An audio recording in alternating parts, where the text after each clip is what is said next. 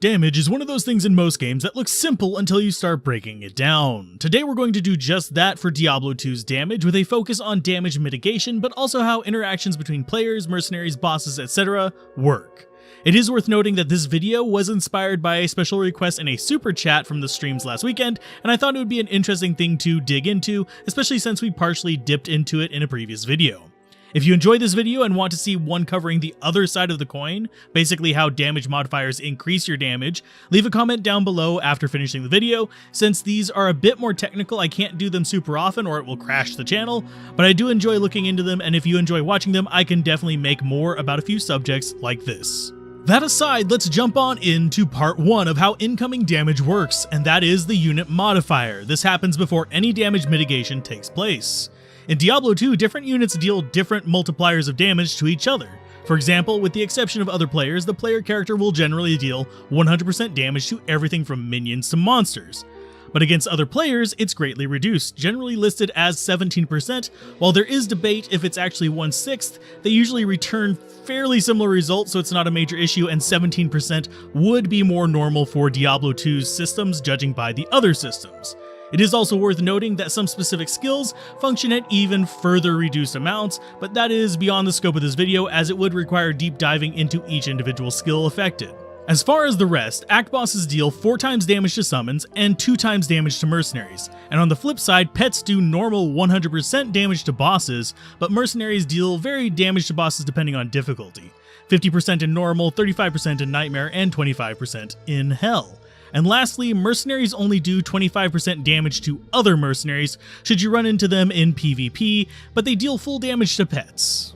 After all these raw damage numbers have been calculated, they then begin to interact with the actual player or minion, starting with your protective spells, such as Bone Armor and Cyclone Armor, where it deals its full damage unaffected by resists, absorb, etc. So 100 physical damage deals 100 damage to Bone Armor, even if you have 50% damage reduction. Similar things for Fire, Cold, and Lightning to Cyclone Armor and your resist. 100 damage is 100 damage. After the initial protections, we see the Energy Shield. This also takes full damage, unaffected by resist, damage reduction, etc. It just applies. This includes its damage to mana itself. It is worth noting that Energy Shield damage is applied before mana burn effects as well, though it is also applied before the mana gain from damage taken goes to mana, meaning your Energy Shield can be shut down by damage before your mana has a chance to recover. But the most important note here is that this damage to mana cannot be mitigated by resist and such, period. The only damage that gets passed on to resist and such is the life damage that passes the Energy Shield protections. As of this stage, mana damage has already been determined. Next up, we finally get the first wave of damage reduction and magic damage reduction. These reduce their listed damage types by the exact amount listed. Again, this happens before resist, which is good if you're amp damaged or under conviction, but only mildly unfortunate if you're invested in max resists. In some cases, if you have excess of these reductions left over, they can, if being applied to a multi-damage type attack, such as a physical fire attack or a physical ice attack, etc., appear later.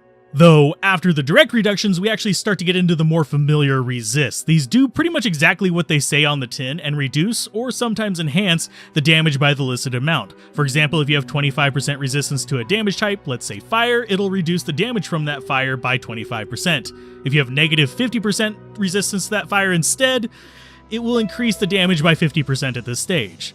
Only damage that reaches this stage is affected by these resists.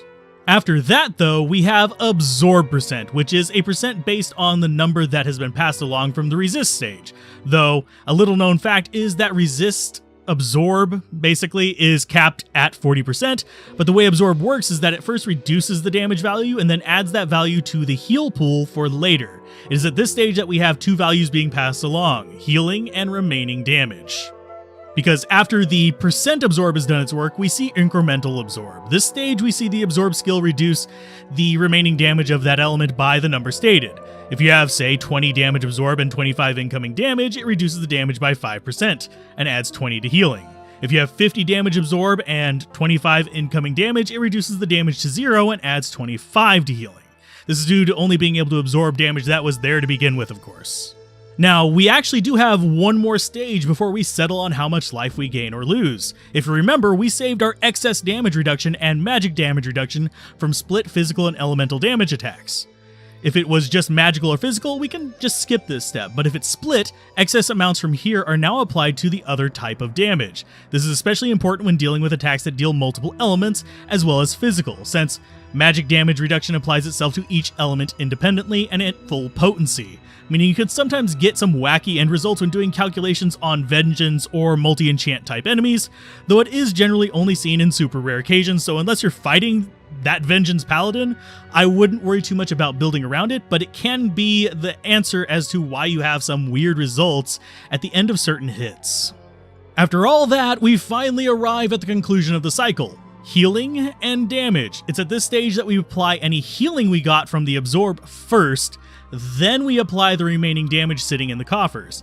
Similarly, it's at this stage we drain any mana determined earlier, and then finally recover any mana generated by damage taken goes to mana percent items and the like. It is worth noting, even with as complex as this was, it is just a summary of the damage mitigation methods. If you'd like to dive deeper into it, or even dig deeper into the interesting nuances of energy shield, absorb, direct damage reduction, etc., I 100% recommend the Amazon Basin Wiki, as well as some of the reference posts and articles down at the bottom of it, as I use it quite frequently for fact-checking my memory, as well as various resources that I need to fact-check as well that may not be as reliable.